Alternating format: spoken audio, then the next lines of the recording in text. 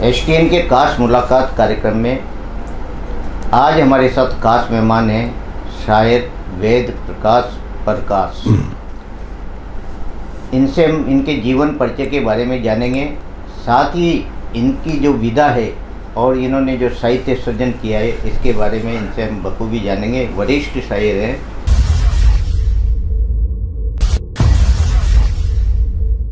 वेद प्रकाश जी, आपका हमारे स्टूडियो में बहुत बहुत स्वागत। वेद प्रकाश जी, आप अपने जीवन परिचय के बारे में बताएं। कहाँ से आप हैं, शिक्षा आपकी कहाँ हुई और किस रूप में आप इस साहित्य सृजन की तरफ आपका रुख हुआ? मैं कोटा का ही जन्म है मेरा, 16/11/50 का मेरा जन्म है। और जहाँ तक मेरी शिक्षा का सवाल है वो भी सब मैंने कोटा से ही प्राप्त की है। जहाँ तक साहित्य का आपका सवाल है तो मेरा आधा जीवन तो कम से कम भी मान लीजिए संगीत में बीता। सन 70 में मैंने संगीत की वो डिग्रियाँ प्राप्त करी हैं जो आपको बताऊं, जैसे सितार वादन, हारमोनियम वादन, तबला वादन, गायन, ये सब मैंने सन 70 में सीख साख के। और जैसे मेरी शादी हुई फिर मैंने निश्चित कर लिया कि अब अपन को खाना कमाना चाहिए। तो मैंने उसको केवल शौक के बतौर ही रहने दिया, सुनने सुनाने के बतौर हमारा कहीं आना जाना मैंने समाप्त कर दिया। तो आधा जीवन तो मेरा साहित्य में संगीत में बीत गया। उसके बाद में क्या हुआ साहब कि मुझे संगीत का शौक था, तो उस ज़माने में कैसेटें आया करती थी। तो उस ज़माने में जगजीत सिंह, चित्रा सिंह, गुलाम अली आदि की कैसेटें आई। उसमें गज़लें जो आती थी तो वो इतनी सुंदर लगती थी कि पढ़ सुनने में बड़ा आनंद आता था, लेकिन कई बार उनका अर्थ समझ में नहीं आता था, है ना साहब। तो वो मज़ा ही मज़ा आता था, अर्थ समझ में आया ही नहीं। तो उस अर्थ को जानने के लिए मैंने एक दो शायरों से बात करी। मैंने कहा इसका मतलब बताओ जी, इसका मतलब बताओ जी। तो जब उन्होंने मतलब बताया तो फिर आनंद मेरा डबल हो गया, समझे साहब। फिर मैंने कहा यार लाओ अपन भी कोशिश करते हैं। तो मैंने एक दो गज़लें लिखना चालू करा। तो फिर किसी ने शिक्षा दी मुझे कि यार मुंबई में एक बहुत बड़े उस्ताद शायर हैं, आप उनका मैं नंबर देता हूं और आप उनसे चर्चा करिए। उनका नाम था आरपी शर्मा महरिश, मुंबई वाले। वो उस ज़माने के बहुत उस्ताद माने जाते थे, है ना साहब। तो मैंने एक दो गज़लें मैंने लिख के उनको भेजी। उन्होंने मनमान सारी कमियां निकाली। तो मैंने कहा साहब ये गाने में तो पूरा बैठ रहा है, आप इसमें कमियां क्यों निकाल रहे हो? जो उन्होंने कहा गाने में तो अब जैसे अशोक कुमार है, वो कुछ भी कैसे भी गा के उसको पूरा कर देता है, पर इनमें नाप तोल में कमियां हैं आपके, तो आप इनको ठीक करिए। तो उनमें मैंने 2-4 बार उनको मेरी रचनाएं भेजी, वो बाकायदा ठीक करके भेजते थे। फिर उनसे मैंने शिक्षा ली, समझे ना साहब। तो ये आपको ये मेरा जीवन साथ। उसके बाद में फिर मुझे शायरी का शौक़ लगा। तो फिर मैं जिस महल्ले में मैं पैदा हुआ वो मकबरा इलाका आता है, वहाँ इस तरह के लोग ज़्यादा रहते थे, समझे ना आप। तो फिर मेरा ध्यान गया, मैंने कहा लाओ यार किसी को अपन उस्ताद बनाएं। तो मैंने किसी से पूछा, मैंने यार कोई उस्ताद बताओ मेरे को। तो उन्होंने मुझे एक नाम 2-3 बताए, पर मेरे को लगा कि यार ये ज़्यादा अच्छे रहेंगे। तो हमारे उस्ताद थे उस ज़माने के, क्या नाम है, महरूम, अब तो उस्ताद रहे नहीं, समाप्त हो गए, गुजर गए, महरूम जनाब इशाक मोहम्मद रोशन कोटवी साहब। तो मैंने उनको मेरी एक दो रचना दी, उन्होंने इस्लाह करके दी। तो मुझे लगा कि हाँ ये वास्तव में उस्ताद बनाने लायक हैं। तो मैंने उनको बाकायदा उस्ताद बनाया। और क्या बताऊं, उनके हर जन्मदिन पर मैं एक बहुत बड़ा आलीशान कार्यक्रम करा करता था। जब तक वो जिंदा रहे, जिंदा पे गिरा करा। उसके बाद में जब वो गुजर गए तो कुछ सालों तक मैंने गुजरने पर भी उनका कार्यक्रम करा। लेकिन जैसे कोरोना काल आया तो उसमें हमारा समाप्त सा हो गया। उसके बाद क्या हुआ कि एक मेरा पुराना मित्र था, समझा, उसका फ़ोन आया कि यार मुझे आपसे बात करनी है। ठीक है साहब। तो मैंने कहा आ जाइए साहब। तो वो आया, आके बोला कि यार बताओ कि यार अपन उस्ताद की अपन याद में इतना कार्यक्रम करते थे, ये अचानक बंद हो गया, इसको चालू कराएं। मैंने कहा कराओ। तो मैंने कहा फिर क्या करें कि मैंने यार तो ऐसा करना चाहिए अपन को, अब उनके नाम से एक बज़्म तैयार करनी चाहिए। तो हमने पिछले महीने की 16 तारीख को जी एक बज़्म का 14 तारीख 14/4/2024 को बज़्म रोशन का हमने ईजाद किया। उसमें निर्विरोध चुनाव हुए, उसमें मुझ नाचीज़ को अध्यक्ष बना दिया गया और वो गौरी शंकर सोनगरा उसको सेक्रेटरी, हमीद हेवहरा, ब्रिजेन झाला, इस तरह से करीब करीब 10-12-15 आदमियों का हमने एक वो बनाया और ये किया हमने तय कि हर महीने के प्रथम इतवार को उनकी याद में एक अपन गोष्ठी रखा करेंगे। तो आपकी जानकारी के लिए आज ही वो दिन है और आज ही हम एक कार्यक्रम करने जा रहे हैं। अब कितने लोग आते हैं ये बात की बात है ना साहब। ये मेरा जीवन का क्या हुआ। वेद प्रकाश जी, बहुत अच्छा आपका विचार है कि जब आपके उस्ताद जिन्होंने आपको राह दी, अब आज आप उनके याद में इस तरह के आयोजन करते हैं, ये बहुत ही बखूबी बात है। वेद प्रकाश जी, आपने जो गज़ल इसमें किस विधा में आपने लिखा? बस गज़ल, ये गज़ल तो गज़ल ही होती है, तो आशिकाना होती है, उसमें कई रंग होते हैं। गज़ल का हर शेर अपना अपना अलग रंग लेकर होता है। गज़ल मतलब गज़ल तो गज़ल ही होती है, उसमें कई रूप होते हैं, ऐसा कुछ भी नहीं है, एक अंग नहीं होता। पहले ऐसा माना जाता था वेद प्रकाश जी का प्यार के लिए गज़लें हाँ। कही जाती थी, हाँ। लेकिन अब इस जमाने में गज़लों का दूसरा रूप सामने आया। हाँ। क्या मानते हैं आप? हाँ, वो तो बदला है, लेकिन गज़ल अगर महबूब से महबूबा की बात नहीं तो गज़ल नहीं होती है, उसको गज़ल नहीं कहा सकता। ठीक है, आपने उसका रूप बदल के किसी और बात में बात, वो ठीक है, वो अपनी जगह, लेकिन गज़ल तो वही होती है, महबूबा से बात करना ही गज़ल होती है, उसके बारे में बात करना ही गज़ल होती है, उसके विचार मतलब महबूबा से बात करना, यह है गज़ल। जब उस समय की जो गज़लें और आज जैसे दुष्यंत कुमार ने जो गज़लें लिखी, तो उसमें कितना फ़र्क मानते हैं आप? उन्होंने आज के सब तमाम विषयों पे गज़लें लिखी है, तो दुष्यंत कुमार बहुत अच्छे शायर थे, ऐसा कुछ भी नहीं है, लेकिन ठीक है, उनका अपना रंग था और पुराने लोगों का अपना रंग था, उसमें कोई बात नहीं, वो तो ठीक है, कोई दिक्कत नहीं। वेद प्रकाश जी, आप कब से इन काव्य गोष्ठियों से जुड़े रहे? मैंने सन 86 से गज़ल लेखन चालू किया और आपकी दुआ से आज तक चालू है। अब इसमें हुआ ये कि जब उस्ताद मरने के बाद जी, और कम से कम भी 10 साल तक मुझसे एक भी लाइन नहीं लिखने में आई। उसके बाद में पता नहीं कहाँ से संजोग आया, जब से मैं ऑनलाइन से जुड़ा, और ऑनलाइन से क्या होता है, एक तरह मिसरा मिलता है, उस पर आपको अपनी बात भी कहनी है, गज़ल भी कहनी है, रदीफ भी निभाना, काव्या भी निकालना, तो एक तरह मिलती है। तो एक तरह मिलती है, तो आपको क्या बताऊं कि आज की तारीख में मैं नित नई एक गज़ल कह रहा हूं।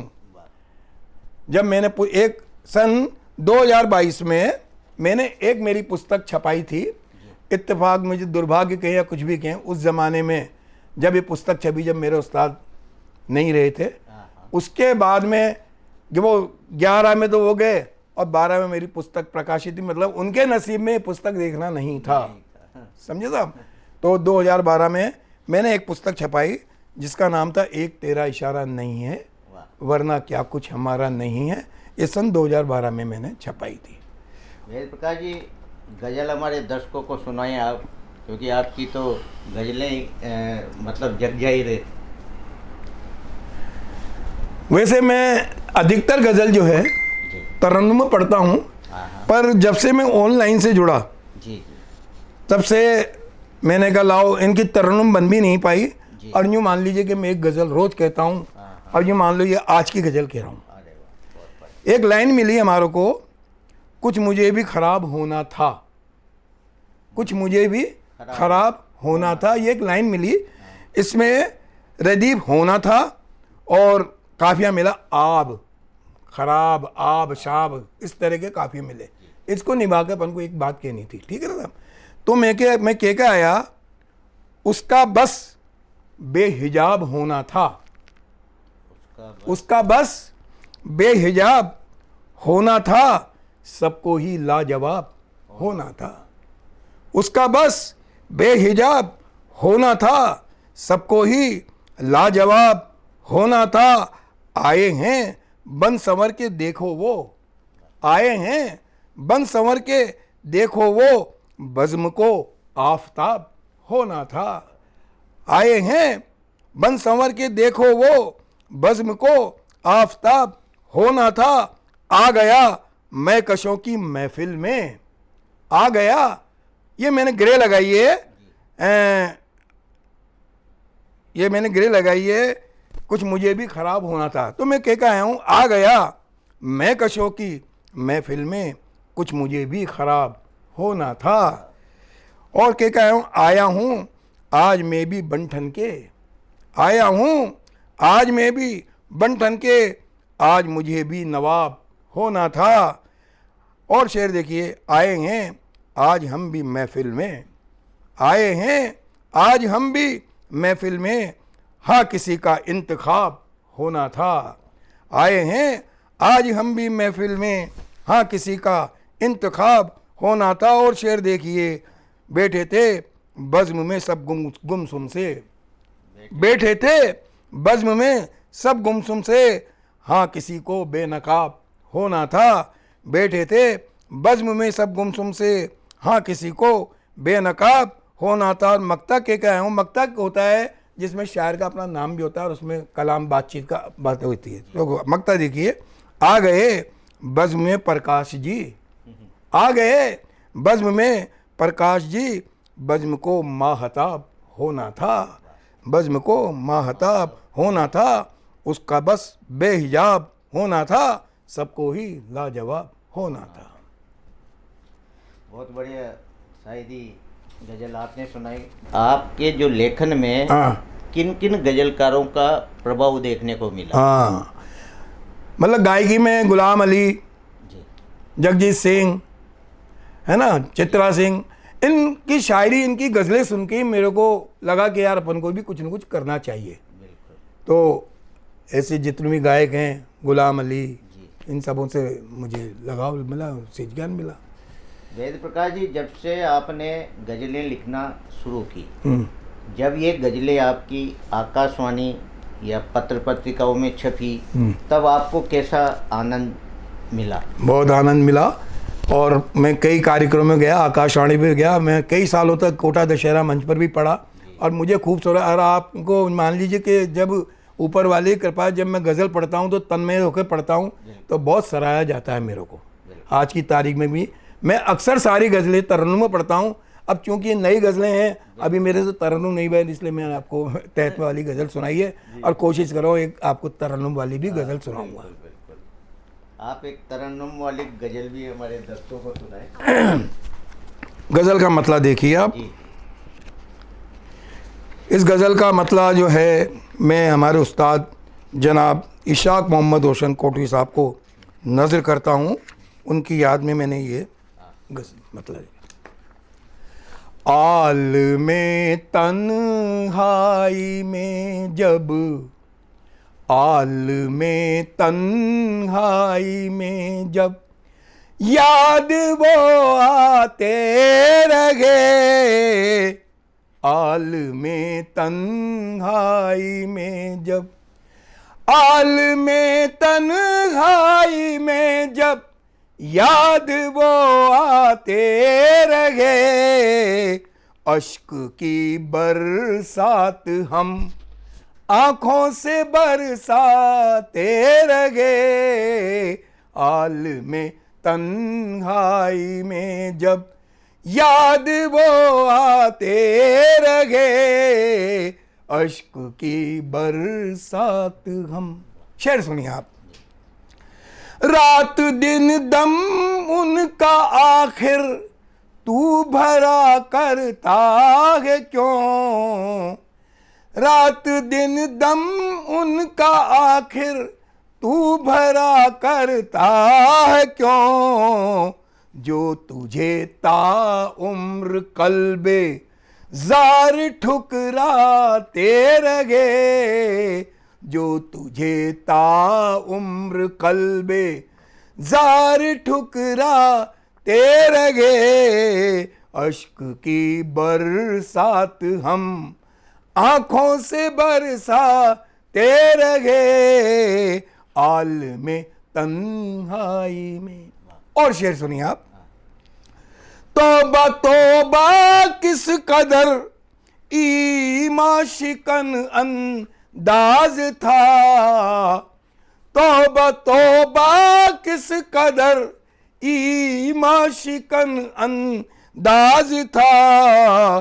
देख कर वो अपने साए को भी शर्माते रहे, देख कर वो अपने साए को भी शर्माते रहे। अश्क की बरसात हम आंखों से बरसाते रहे, आलमे तन्हाई में। और शेर सुनिए आप। मैं भी उनका शुक्रिया पे शुक्रिया करता रहा, मैं भी उनका शुक्रिया पे शुक्रिया करता रहा। बारिशें लुत्फ़े करम की वो भी बरसाते रहे, बारिशें लुत्फ़े करम की वो भी बरसाते रहे। अश्क की बरसात हम आंखों से बरसाते रहे, आलमे तन्हाई में। और शेर देखिए आप। दिल इधर उलझा किया गेसू के हर हर पेच में, दिल इधर उलझा किया गेसू के हर हर पेच में। वो उधर नजरें झुकाए जुल्फ सुलझाते रहे, वो उधर नजरें झुकाए जुल्फ सुलझाते रहे। आलमे तन्हाई में जब याद वो आते रहे, अश्क की बरसात हम। और शेर देखिए आप। मैं ख्याले जुल्फ ही में सो गया तो ख्वाब में, मैं ख्याले जुल्फ ही में सो गया तो ख्वाब में। रात भर सीने पे मेरे सांप लहराते रहे, रात भर सीने पे मेरे सांप लहराते रहे। आलमे तन्हाई में जब याद वो आते रहे, अश्क की बरसात हम। और एक शेर देखिए आप। वो कहीं रुसवा न हो जा ए मेरी एक आग से, वो कहीं रुसवा न हो जा ए मेरी एक आग से। मैं सितम सहता रहा और वो सितम ढाते रहे, मैं सितम सहता रहा और वो सितम ढाते रहे। आलमे तन्हाई में जब याद वो आते रहे, अश्क की बरसात हम। और आखिरी शेर देख लीजिए। उसने दीवाना हमें क्या हंस के एक दिन कह दिया, उसने दीवाना हमें क्या हंस के एक दिन कह दिया।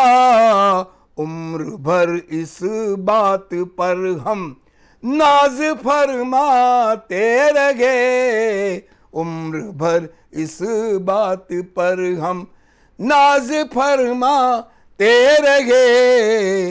आलमे तन्हाई में जब याद वो आते रहे, अश्क की बरसात हम। और गज़ल का मक्ता पेश करता हूँ। मक्ते में एक शायर का नाम भी आता है, तो उससे लगता है कि शायर की गज़ल है, तो नाम देखिए, पढ़िए। वो भी है पर काश दुनिया में है कितने खुश नसीब, वो भी है पर काश दुनिया में है कितने खुश नसीब जो मोहब्बत से मोहब्बत का सिला पाते रहे, जो मोहब्बत से मोहब्बत का सिला पाते रहे। आलमे तन्हाई में जब याद वो आते रहे, अश्क के बरसात। Thank you. वाह वेद प्रकाश जी, आपके उस्ताद की याद में क्या उम्दा गज़ल आपने पेश की। वेद प्रकाश जी, आपने जो गज़ल की जो पुस्तक प्रकाशित करवाई, उससे कहीं साहित्य अकादमी से आपको सहयोग मिला या आपने अपने ही खर्चे पर उसको? मैंने ही सब पैसे खर्च किए हैं, कोई साहित्य अकादमी से 1 रुपये का भी मुझे कोई सहयोग नहीं मिला है, न मैंने मेरी पुस्तक को बेचकर 1 रुपया प्राप्त किया है। जिसको भी दिए मैंने पढ़ने वालों को दिए, फालतू आदमी को किसी को भी नहीं दी। मुझे लगा इनको देनी चाहिए, उनकी दी, पर 1 रुपया भी मैंने उससे वसूल नहीं पाया। सब मेरे पैसों की कमाई का है। वेद प्रकाश जी, आप जो गज़ल लिखते हैं तो इनकी जो पांडुलिपि तैयार करके और भी कई आगे आपकी पुस्तकें आने वाली है, क्या मानते हैं आप? हाँ, मैंने कम से कम भी 300 नई गज़लें और कही है जी। तो अब देखता हूँ, उनको मैं छपाने की कोशिश करूँगा। 300 गज़लें हैं जी। मेरी एक पुस्तक जो थी पहले, उसमें 68 गज़लें थी। अच्छा। अब 300 गज़लों का मतलब 5-6 पुस्तकें एक साथ छप सकती हैं, लेकिन वो कब मुहूर्त निकलेगा वो एक देखने वाली बात है। अभी मुहूर्त नहीं निकला उनका। आप यहाँ कोटा शहर में या अपने हाड़ौती में आज जो गज़लें लिख रहे हैं, तो वह किस तरह की गज़लें लिख रहे हैं? क्योंकि आप तो बहुत सीनियर हैं और आप जो आने वाले गज़लकारों को अपनी लेखनी का प्रभाव भी उन पर डालते हैं, तो किस तरह के गज़लकार सामने आ रहे हैं? गज़लकार तो देखो साहब, नए ज़माने के हैं तो नए ज़माने की बातें कर रहे हैं आजकल तो। जी। पुख्ता शायरी तो उनके पास है नहीं, बिल्कुल। पुराने ज़माने की शायरी तो है नहीं, नई नई बातें करते हैं आजकल। तो ठीक है, फिर अपना शौक है, उसको लिए क्या किया जाए। ठीक है, जो भी चल रहा है, जैसा भी चल रहा है, कह रहे हैं तो कहने दो, क्या दिक्कत वाली बात है। अपन आपके समय के कई जो शायर हैं वह जो आपके संग रहे, तो उनसे क्या सीखा आपने? उनसे मुझे बहुत कुछ सीखने को मिला। उन्होंने बताया रदीफ क्या होती है, काफिया क्या होता है, बहर क्या होती है, इसमें ये गड़बड़ है, इसमें ये गड़बड़ है, इसको यूँ ठीक करो। उस्ताद के अलावा भी कईयों ने मुझे टोका, तो उस सब का टोकने का परिणाम निकला कि आज मुझे आपकी कृपा से कोटा शहर में अच्छे गज़लकार के नाम से जाना जाता है। ये सब लोगों की कृपा है और रोज़ मुझे कुछ न कुछ एक गज़ल कहने का मौका मिल रहा है ऑनलाइन। बहुत बड़े। वेद प्रकाश जी, आप ने जो आपकी गज़ल में समाज के लिए भी कुछ संदेश दिया? हाँ हाँ, मेरी एक गज़ल है, उसमें मैंने एक गज़ल है, उसमें मैंने सब तरह के रंग है उसमें। और तरन्नुम में वैसे पढ़ूंगा मैं, बिना तरन्नुम के, वरना लेट हो जाएंगे। एक लफ्ज़ है बुल हवस, यानी कि वासनाग्रस्त, है ना साहब। मतलब समाज पर फरमाइए, बुल हवस क्यों हो रहा है आदमी, बुल हवस क्यों हो रहा है आदमी, आदमियत खो रहा है आदमी। शेर देखिए, छीन ले बढ़कर निवाला हाथ से, छीन ले बढ़कर निवाला हाथ से, सब्र ऐसा खो रहा है आदमी। छीन ले बढ़कर निवाला हाथ से, सब्र ऐसा खो रहा है आदमी। सच बहुत कड़वा है ये लेकिन है सच, बेमुरवत कहते हैं रूखा। सच बहुत कड़वा है ये लेकिन है सच, बेमुरवत हो रहा है आदमी। जल रहा है घर पड़ोसी का इधर, जल रहा है घर पड़ोसी का इधर, और उधर खुश हो रहा है आदमी। जिंदगी बस नाम की है जिंदगी, जिंदगी बस नाम की है जिंदगी, बोझ है कि ढो रहा है आदमी।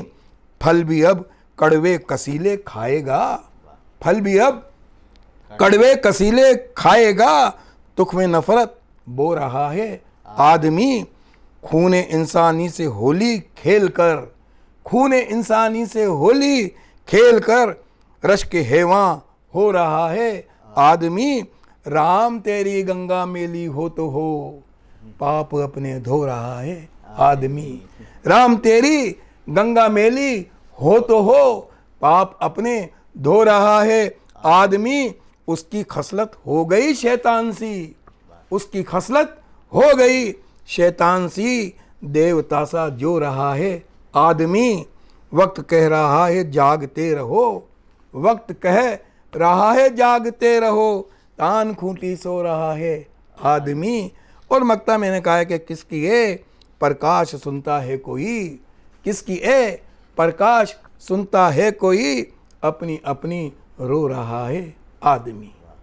ये मैंने इस गज़ल में सब तरह के रंग लाने की कोशिश है। बहुत खूब वेद प्रकाश जी। वेद प्रकाश जी, आपका क्या मानना है, आपकी जो शायरी अनवरत जारी रहेगी या ये कुछ समय बाद बंद हो जाएगी, क्या मानते हैं आप? मैं जब तक जिंदा हूँ, जब तक तो मेरी शायरी रहेगी। उसके बाद में मुझे नहीं लगता कि चालू रहेगी, क्योंकि मेरे बच्चों को भी ज़्यादा शौक़ नहीं है, मेरी घरवाली को भी ज़्यादा शौक़ नहीं है। और जब तक मैं हूँ, जब तक ही शायरी है, उसके बाद में कोई शायरी फायरी नहीं, समाप्त हो जाएगी। वेद प्रकाश जी, जब आपने शायरी की तरफ रुख किया पहली बार, तब आपके मन में ऐसा क्या भाव आया कि मुझे तो एक शायरी बनना है?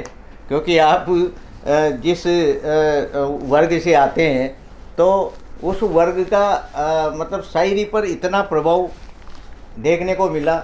मुझे शुरू से गाना बजाने का शौक़ था जी, और उसमें प्यार प्रेम की बातें हुआ करती थी गाने बजाने में। जी जी। तो शायरी में भी प्यार प्रेम ही था। तो मैंने कहा इससे बढ़िया कोई लेखन नहीं है, इसी में घुस जाओ। तो मुझे सब में अच्छा लगा शायरी में भी गज़ल कहना। गीत वीत में मैंने आज तक कोई गीत भी नहीं लिखा, कोई कविता भी नहीं लिखी।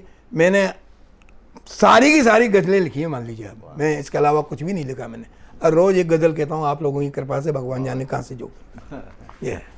ये थे हमारे साथ गज़लकार शायर वेद प्रकाश। इन्होंने हिंदी गज़लें, उर्दू गज़लें, सब विधा में इन्होंने लिखा, और इनकी जो शायरी है वो आप लोगों ने सुनी। आज ही हमारे स्टूडियो में पधारे, आपका बहुत बहुत थैंक यू सर, धन्यवाद।